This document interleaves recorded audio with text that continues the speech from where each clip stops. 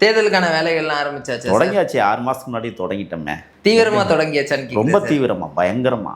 ஏன்னா இப்போ விஜய் அவர்கள் தான் இப்போ அரசியல் களத்தை ரொம்ப முக்கியமான ஒரு தலைவராக பார்க்கப்படுறாரு. விஜய் எந்த கூட்டணிக்கு வருவாரா அப்படின்னு ஒவ்வொரு வீட்டுக்குள்ளேயுமே அரசியல் நடந்து கொண்டு இருக்குது. இது போல் எந்த தேர்தலும் இனி அமையப்போவதில்லை. ஏன்னு கேட்குறீங்களா?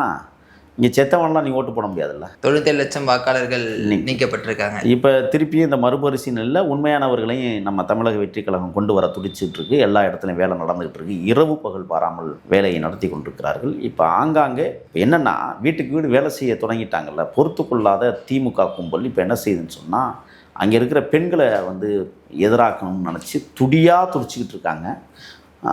திமுகவுக்கு ரொம்ப நன்றி. எங்கள் கட்சிக்கு தினந்தோறும் விளம்பரம் கொடுக்குறீங்க. அவங்களுடைய மேடைகள்லாம் பார்க்கும்போது அவங்க கட்சியினுடைய திட்டங்களை சொல்கிறாங்களோ இல்லையோ, விஜய் அவர்களை வசைப்பாடுறது தான் ஒரு தொழிலாகவே வச்சிருக்காங்க. அவங்க கொள்ளையடிக்கிற திட்டத்தை எப்படி மக்கள்கிட்ட போய் பேச முடியும்?